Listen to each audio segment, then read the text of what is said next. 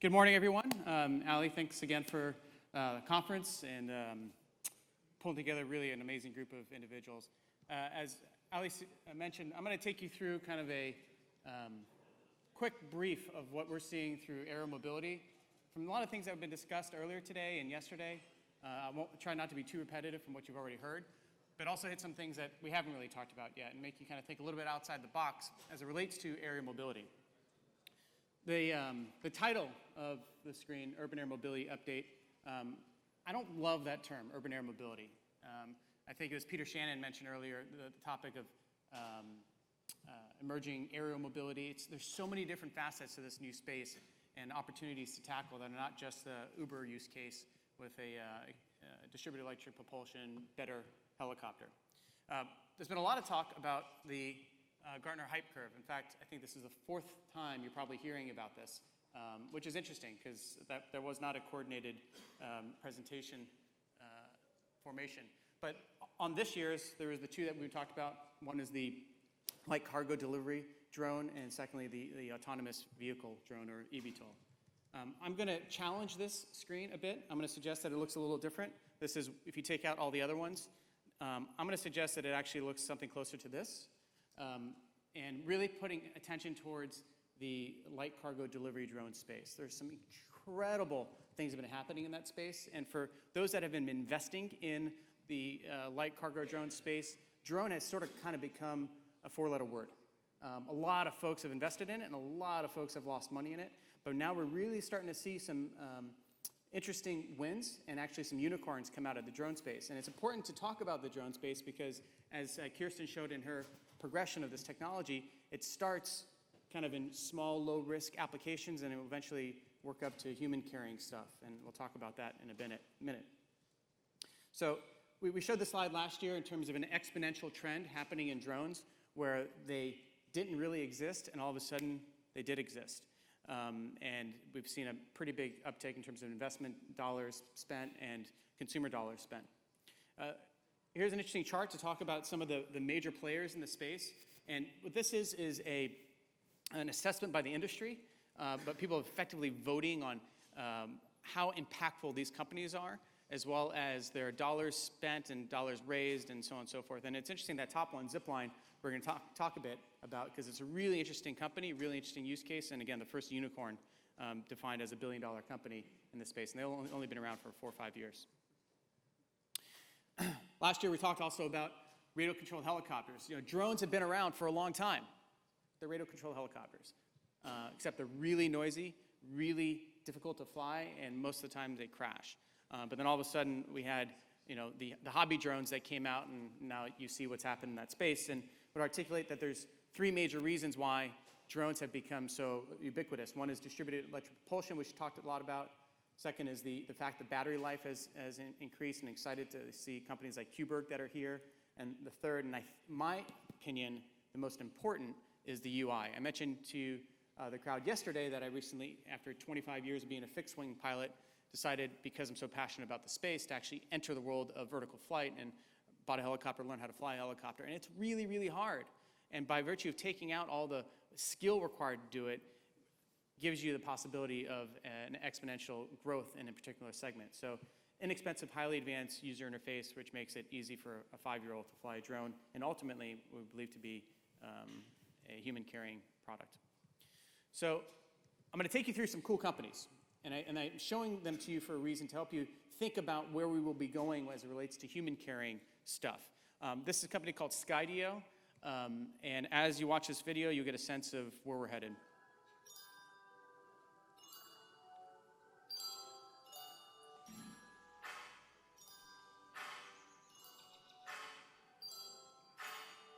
So this entire video is shot without any human interface of both of those drones.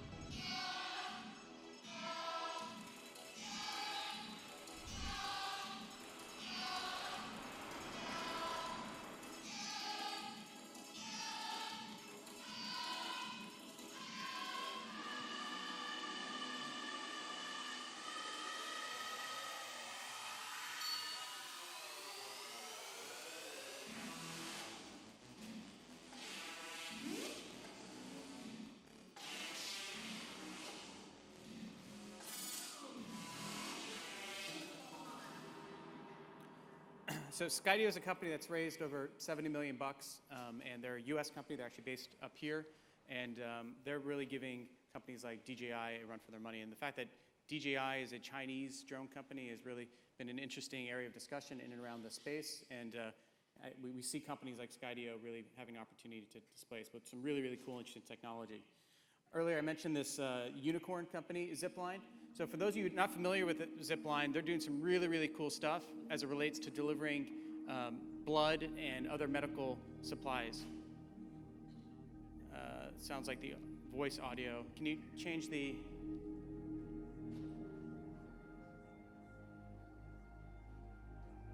Yeah, we're missing the words. Anyways, they're based out in Africa.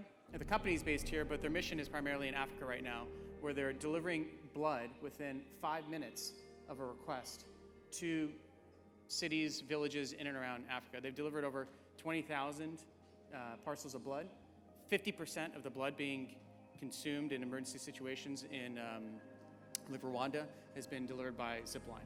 This is a company that just raised $190 million at a $1 billion valuation, and that's a total of $225 million that they've raised. And they're really doing incredibly cool stuff that, who would have ever thought that a drone could be doing.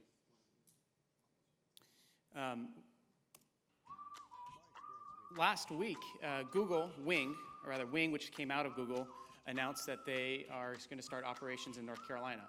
This is some really, really cool stuff. You've got a lot of different local companies in North Carolina that are able to deliver their goods with drone through this little box to people's homes today.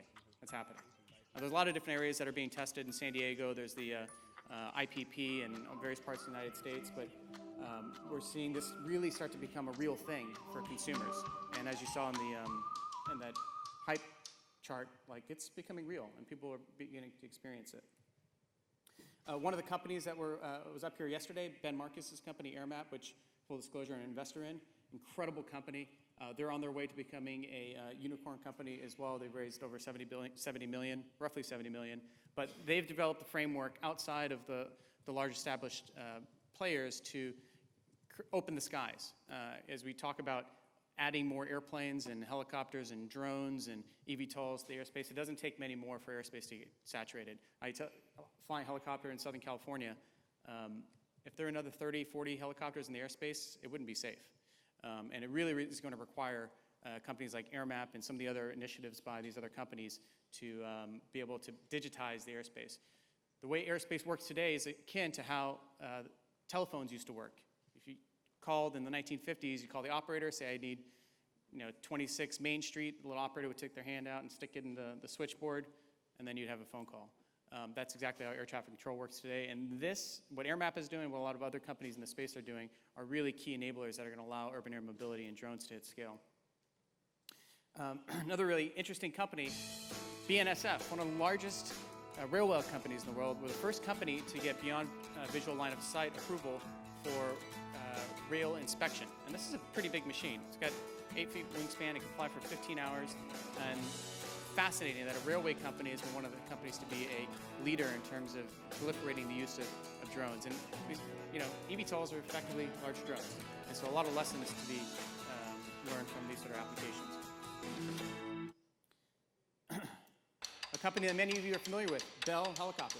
So Bell has got the Nexus, which is a huge, huge eVTOL that hopefully will be deployed in an application like Uber Elevate. But they also have the APT, which they just flew recently and is a delivery drone. I want you to pay special attention to the configuration. 2 wings, 4 props, nothing moves for the most part except for the blades. And you can see how it accelerates. It transitions from hover flight to forward flight using differential thrust. This configuration, I think, is noteworthy. You're going to see it in another aircraft in a second.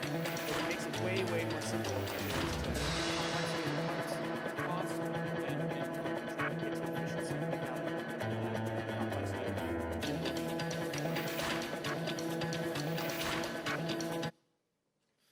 Last year, we talked a little bit about BlackFly. How many people are familiar with BlackFly/Opener? Raise your hand. Okay, it's about half the room.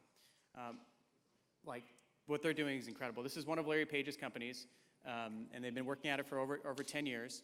And they're based here in Silicon Valley as well. They just debuted their newest product, or the newest version of it, at Oshkosh. They're a relatively quiet company, but here's a product that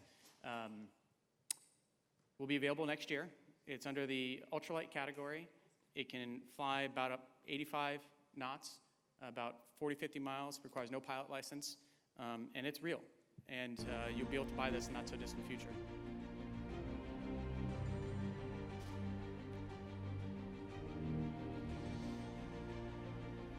From our discussions with Opener, they're not thinking ones of these, or tens, or 20s, or hundreds, or thousands, tens of thousands a year of these products. Mr. Page and his team are looking to deliver in the not so distant future. And they're coming at it initially at the recreational angle, but eventually it doesn't take a lot of imagination to see. Now look at the configuration. Exact same configuration that we saw with the Bell APT. There's no rotating motors or motors that are used just for vertical lift and motors just used for pushing. Very efficient use of configuration. While it's simple, it's brilliant.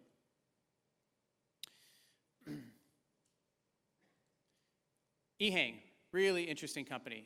You're not seeing a whole lot of them here in the United States. They're a Chinese-based company, and they're doing a lot of stuff all over the world. And I am super impressed with HeHang. Their CEO flies to work in his HeHang.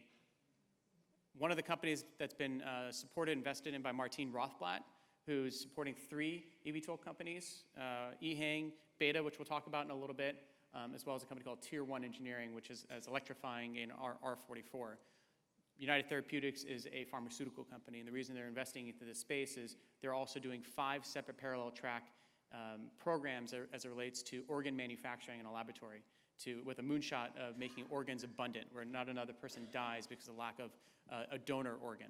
So they're working on this pathway of creating organs in a laboratory. They're also working on a pathway of reducing costs out of the system, which is transporting these organs from the laboratory actually to the hospital where they get installed, I guess is the right word, implanted into human beings. So the HeHang is one of the products that's being invested in and deployed with United Therapeutics as a customer, but also as a passenger carrying product. Very nimble company, and it's going to be interesting to see what these guys do in the not so distant future. Relatively big news just a few weeks ago is the partnership between Kitty Hawk and Boeing. Kitty Hawk is another one of Larry Page's companies, which was a combination of Cora and the Kitty Hawk Flyer, the Flyer being more of a recreational vehicle and the Kitty Hawk being a air taxi. As a gentleman yesterday from New Zealand mentioned, they're testing down there in New Zealand, and this is a big deal to get Boeing and Kitty Hawk to come together and now to figure out a way to commercialize this product and operate it in an air taxi application is pretty exciting to see the likes of Boeing going down that pathway. But Boeing's no stranger to this space, as we've heard from the panel from the Boeing Horizon X and the other folks that have been around, the Boeing PAV. This product was something that came out of the acquisition of Aurora Flight Sciences by Boeing, I believe it was last year. And ultimately, Boeing is now taking it forward to go into what they're calling a PAV, personal air vehicle. This flew not too long ago, just a few months ago. Beautiful product. Unfortunately, they lost this test article in a flight test accident. Soon they'll continue to create a new one. But one of the benefits of unmanned stuff and the way that we can test today without the risk of losing somebody's life through the testing process. So I'm familiar with no less than 15 crashes that have happened by major companies in and around eVTOL. If this was a manned era, these companies wouldn't survive. And so it's really actually a barrier has been removed by virtue of reducing the actual risk to testing because so many of these are ultimately going to be autonomous or can be controlled from the ground. The other company that we are very familiar with, Airbus, they made big news earlier this year as well with their City Airbus. This is their multi-pronged approach to urban air mobility. And there isn't any video of this one running around yet, but they recently flew the City Airbus, which is, I think, a rather cool-looking machine. Hopefully more from them not so distant future. Also this year, the Vahana project that's been being spearheaded here in Northern California. There was a video there. It's not working, unfortunately. But to have both City Airbus and Vahana fly, to have Boeing PAV fly, to have all these other first flights all happening in the year of 2019 is pretty exciting. And as we look forward into 2020, who else is going to fly that we don't even know about yet? We've talked a lot about the growth in the space in terms of number of products that are being developed. This chart and the other charts really need to be bifurcated a little more because we've got a lot of different new products that are coming, the different modalities of air mobility, be it in the personal carrier, the PAV, the hybrid electric, the winged and rotor. So it's not great information unless you really recognize what are the different sub-segments of air mobility that are driving new growth. One of the initiatives I started a couple years ago was a company called Transport Up, which is a media company that is helping tell a story and aggregate a lot of what's going on and also see what's happening. It's mind-boggling trying to keep your head above water in terms of how quickly the space is growing. And here's just some pictures of some of the products that are in development. I'd argue that there's 4 major kind of big people-carrying projects going on right now. One of them is a company called Beta, which huge fans of. Tom, where's Tom? Is he in the room somewhere? There's Tom right there. Tom O'Leary, Chief Operating Officer at Beta. Very, very, very cool company. They're relatively stealth-ish, I think is the right word. But they're based up in Vermont and also one of the companies that Martine Rothblatt has invested in. Here's a picture of their airplane. We showed a video of this flying around last year. This is not their final product. I have seen it. It's amazing. It's badass. It's going to be really cool once it's released. And what's really unique about Beta is they already have a customer. And that customer also happens to be an investor in the company. And so it's a very different, we were talking about the different investment strategies. Beta's got probably one of the more unique stories. Joby and Jobin, who was on the panel with me yesterday, again, these guys have been at it for 10 plus years, have been very successful, including great people, capital. This is what the public image of their product looks like. Their actual one looks quite different. I've seen it. It's very, very cool. Lilium, which Joe Blair talked about a little bit earlier, based in Germany. These guys are knocking it out of the park. They've really built a beautiful, beautiful product. It is a very different design in terms of its configuration, and they just announced a rather large raise. And I think total they're up to 101 million raised, but there's a lot more coming behind that, is my understanding. Volocopter, also based in Germany, and they just had a $55 million raise from Geely, the owners of Volvo, and they announced the Volo City just a couple weeks ago. So these are sort of the big 4 to pay attention to on top of the ones that we've talked about previously that are raising lots of money, that are recruiting the top talent, and that are doing really cool and interesting things with very unique designs. So how many are you familiar with the Skymaster 337?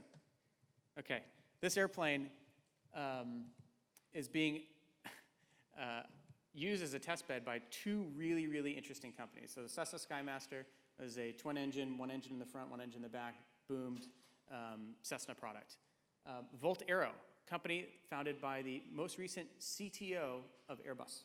So parent, Airbus, big Airbus, all the subsidiaries. The chief technology officer of that company has left to go start Volt.Aero. And what are they doing? They are electrifying a Skymaster. And it's a hybrid electric configuration. It's a hybrid motor in the back, and those are electric motors up on the beams there. And ultimately, this is a test bed for doing a lot of other really interesting things. You'll be hearing more about Volt.Aero as time goes on. Coincidentally, another company, Ampere, here in California, and I think the folks from Ampere will be on the panel later today. Very, very cool company based down in Camarillo, and they're doing a hybrid electric solution on the Skymaster. Again, as a test bed to ultimately get to some other more actionable products. Magnex, awesome company. They have really become a enabler to, well, we're talking about a couple companies here, and really building a world-class electric motor that can power a commercial category aircraft. This is their Cessna Caravan conversion that they're doing. I believe it's 750 horsepower, and ultimately coming up with an electric replacement for the PT6. And so what Magnex is doing, a lot of other companies like Ampere, they're building a better airplane by virtue of electrifying them and actually going out and testing them. And there's a company called Harbor Air based up in Vancouver. They are maybe the largest seaplane operator in the world. I think they've got about 50 airplanes that they operate. And they are electrifying with Magnex a Beaver.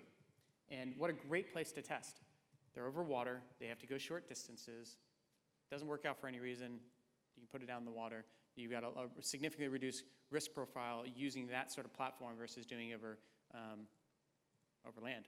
So ultimately, I think Harbor Air is looking to go completely electric. Very environmentally conscious company, and there's been a number of other companies in and around the segment like Cape Air, which we'll talk about in a second, that have also jumped in. Aviation, really, really cool, interesting company based out of Israel. They just raised $75 million from an ultra-high net worth individual based up in Seattle that's using the Magnex motors, but a very different configuration. By virtue of putting these electric motors at the wingtips, you get a huge benefit in terms of wingtip induced drag reduction and wingtip vorticity reduction. And that's a big, big machine. That's I think gave 14,000 pound machine, if I'm not mistaken. Yeah, 14,000 pound machine and 8,000 pounds of batteries. This is targeted to become a commuter category airplane, 10 passengers in and around. And I mean, it's amazing to see the engineering prowess of a lot of these folks. A project that I worked on with ARK Invest, which is a $12 billion market cap hedge fund based in New York, was looking at what are some of the unique applications for eVTOL that we haven't really talked about yet. And one of them is first responder, is getting a first responder to the site of an emergent call to actually perform CPR or hit them with the paddles. And the average time for an ambulance, ground ambulance, to get there is 11 minutes. If you can take 6 minutes out of that time, you have a huge impact in terms of survivability and in terms of economic impact to the world. So what does that actually look like? So you have the cardiac arrest, you get a 911 call, you dispatch your eVTOL. If you look at the bottom, you're there within 4 minutes on average versus what is typically on average 9 minutes from the dispatch of the air ambulance. And you get the individual. Now, you don't need the whole ambulance to arrive. You just need an individual to arrive, which really is an interesting use case in terms of the size of the machine, how far it has to fly. It doesn't have to fly far. It only has to go, likely, no more than a few miles. It can be loud as hell.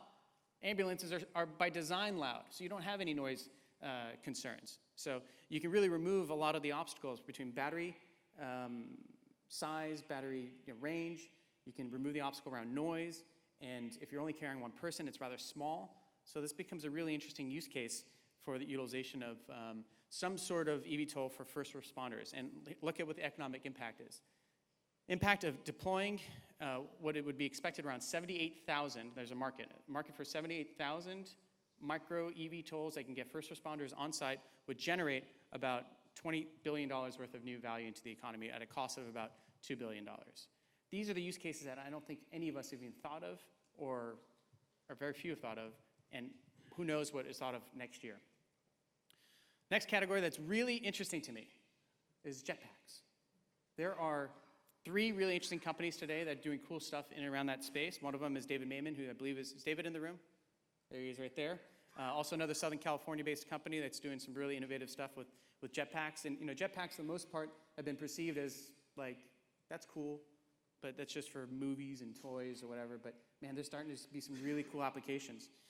There's a gentleman by the name of Frankie Zapata based out of France. Some of you may have seen he made some pretty big news where he did a demonstration in front of the French president and at the military parade running around with an AR-15 or whatever that is.